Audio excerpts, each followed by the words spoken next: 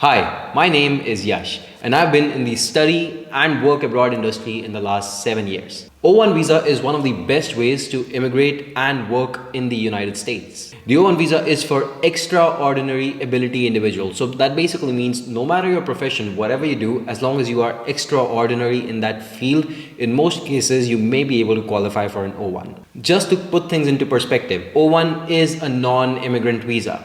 What that means is that it's not a form of permanent residence. However, it can lead to you being a permanent resident of the United States. The O-1 visa's main purpose is to allow you as a non-immigrant to work in the US. Many people compare the O-1 with the H-1B, and in my experience, I feel that the O-1 visa is much better than the H-1B in many aspects. And I've actually detailed those comparisons in this video. You see, the O-1 visa has two main types. The O-1A, which is for people in the field of science, education, business, or athletics, and the O-1B, which is for people in the fields of arts and cinema. In our video today, we are mostly going to be discussing about the O-1A. Before we move forward, I want to tell you about a couple of characteristics of the O-1 visa. The O-1 visa, unlike the H-1B, does not have a lottery. It also does not have a cap of 85,000 visas given out per annum. That means unlimited visas can be issued per year. So as long as you're extraordinary and you have the merit, you should be able to get this visa. On top of it, the best thing about the O-1 visa is that it has unlimited extensions. The first time you get it, you're going to get it for 3 years. After that, you can extend it by 1 year each, unlimited. But most people shift to a green card from there. Another great characteristic is that you can apply anytime, unlike the H-1B, which you have to only file in March. Just like the H-1B, the O-1 is a non-immigrant visa, so it is actually sponsored by your employer. But O-1 does support entrepreneurship. So if you would like to start your own LLC in the US and sponsor yourself using that company, which we already did for 7 people last year, it is possible, and I can assure you it works beautifully. The best part is that there's no minimum salary requirement of the O-1, which is actually there in the H-1B of $60,000. So of course that means that you don't need the labor condition application to prove that you have a high salary. One of the best perks of having the O-1 is that this is one of the fastest pathways to get a self-sponsored green card, which is the EB-1A, especially for Indians and Chinese nationals who have years and years of wait time for EB-2 and EB-3. You can go for now EB-1, which is the first priority immigrant-based employment visa. That means that you can basically get a green card through that. And I've explained all of that in this video. The beautiful part is that the requirements of the EB-1 green card and the O-1 work visa are pretty much the exact same. It's just a difference in quantities. You need to have a little bit more of a qualification to get the EB-1 green card. But if you have the O-1, things will certainly get easier for you. Another perk of the O-1 is that you can work for multiple employers. Some of the major advantages over here that you get access to are that you get to live in the US, you can work in the US, unlimited. There's literally no limitations on that. And you could even have your own business in the US if you'd like.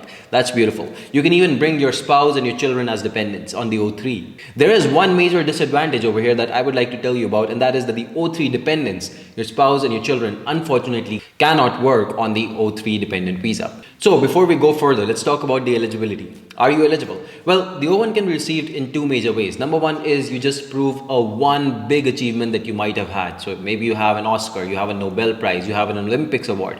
If you have something like that, you can easily get the O-1.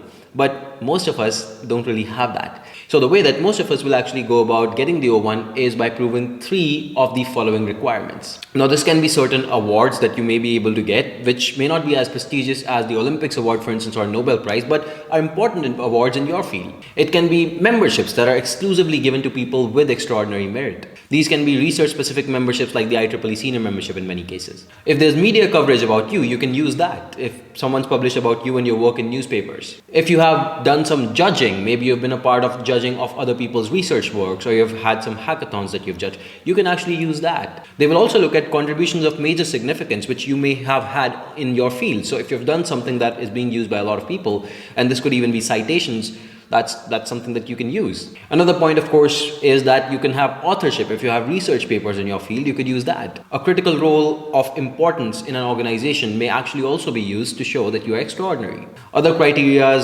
include high salary, where we're comparing apples to apples. So if, let's say, you are a data engineer in Texas, Dallas with X amount of years of experience, we're going to compare your salary against similar people, and then we're going to check if you land up in the top 10 percentile of that salary or higher. And that can also be a good criteria to show that you have extraordinary ability. Otherwise, there's an exceptional point of comparable evidence as well, wherein you may be able to use other comparable evidence like maybe your social media. Maybe you have a lot of following and you can show that that's something that shows that you have authority in the field. After all of these requirements are gone through and you see what you have and you sort of build a file, you can now go ahead, compile this evidence and file for the O-1. But the key over here is that the employer petitions on your behalf, not you. So let's say that the employer is Amazon over here. Case A is that Amazon directly sponsors you for the O-1 visa, and Amazon actually does that. So you have to talk to your managers if you're working in Amazon or any other company. You talk to them, ask them if they're comfortable sponsoring you, and if they say yes, great, you're golden. Just meet the requirements and then you can go ahead and sponsor. Let's talk about case B. Let's say that Amazon says, no, we will not sponsor you. I'm sorry, that is just not what we do. In that case, what you will do is you will basically go ahead and create your own LLC. You can basically create your entity, create your startup, right? It doesn't take very long. Literally in less than 1 week, you can actually create your LLC in the US.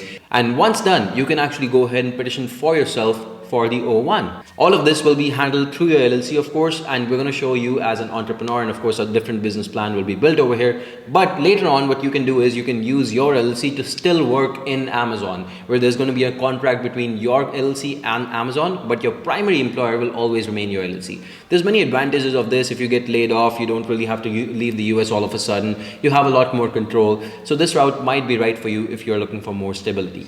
Believe it or not, meeting a combination of these three criteria is not the hardest thing in the world, and many times USCIS will agree that you actually meet these pointers. However, there's a second round that most people don't know about, and that's called as the final merit determination. Over here, even after USCIS agrees that you do meet the 3 pointers, they're now going to compare your profile with other people who are already getting the O-1. And then they're going to see if you have enough acclaim quantitatively to compare with those people. And that's also why in reality, we like to prove at least 4 to 5 pointers instead of just the bare minimum of 3, so that you are protected just in case the USCIS officer decides to give you a request for evidence because one of your 3 pointers is not strong enough. By the way, a request for evidence or an RFE does not actually mean that you're always going to get rejected. I would say that these are usually of 2 types. One is a soft RFE where the adjudicating officer just needs access to a particular document that you might have, and once you provide that document, they may be able to understand your credentials better. Or number 2, a hard RFE where you're basically not even meeting 3 points properly, which means that we now have to fight the USCIS officer to get our petition through. But in many cases, I would say, after your petition happens and you get an RFE, if you respond and you respond properly, there's many cases where you just get an approval later on. So just because you have an RFE, please do not think that it is a rejection. I would say every 1 in 4 people who are approved still do end up getting an RFE before their approval. Let's talk about some frequently asked questions about the O-1. So how long can I stay in the US on an O-1 visa? The answer is unlimited. The first time you get it is for 3 years, and then you can extend it by 1 year each, unlimited. The next question, can I bring my family with me? Yes, you can bring your spouses and your children as your dependents. When should I apply for the O-1 visa? Well, there's a couple of scenarios. The number 1 scenario is if you're not getting through the H-1B lottery, the O-1 can be your rescue. Another scenario is where you're interested in entrepreneurship. And the final one, if you need a self-sponsored green card faster. These are all scenarios that can help you immigrate to the US or stay longer in the US if you have studied and you're not able to get the H-1B. Is there an interview for the O-1? The answer is it depends on where you are petitioning from. So if you're petitioning from outside of the US, there's pretty much going to be an interview where you're going to go in front of a consular officer, just like you might have for a tourist visa interview. And they're going to check your credentials. They're going to see if you're a proper applicant and if you should be given the O-1. This usually happens after your petition is already approved by the USCIS. So this is not a major showstopper. You don't need to worry, especially because the O-1 is a dual intent visa, which means that the officer, even if they wanted to, they cannot give you a 214B rejection, which basically means that you might go ahead and settle down in the US tomorrow, and that's why we're rejecting you. But O-1 actually allows that, so it's legal, and hence they cannot give you such a rejection. On the other hand, if you're applying from within the US, you can just go for a change of status. You will not have to face an interview, but please note that you will not get a stamp on your passport. So when you travel, you may have to basically take an interview later on. Of course, that won't be the case if you actually go and convert the O-1 into a green card first. So in that case, you would never have an interview for the O-1. What are the filing fee? Well, for standard processing, the filing fee is $530 for a small organization, and large organizations currently pay $1055. Keep in mind that if you want the output faster, you can go for premium processing, and that will mean an extra payment of $2,805. What is the processing time for the O-1 visa? Well, the standard processing time is 2 to 3 months, depends on where you are actually applying for it. And the premium timeline is 15 calendar days. Next, can mistakes in the documentation get you a rejection? Yes. I can't tell you how many times I've seen people rejected and then they come to us and then we help them through our attorney, and sometimes it goes through.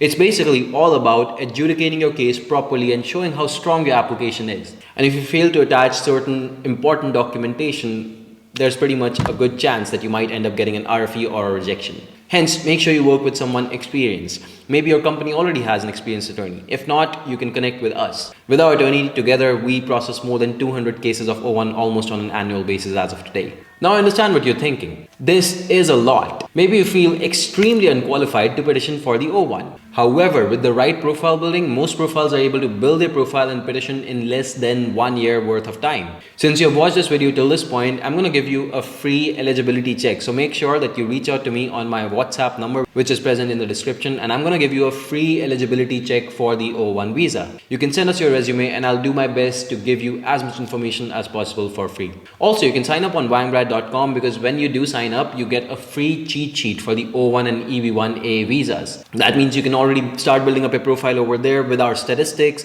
and on top of that, what you can do is you can connect with people who are already on their journey to get the O1. I hope this video helps. It takes a lot of doing, and if you'd like to support me, you can subscribe to the channel over here or follow me on Instagram. Thank you so much for watching, and I'll see you in the next one. Goodbye and take care. Until next time.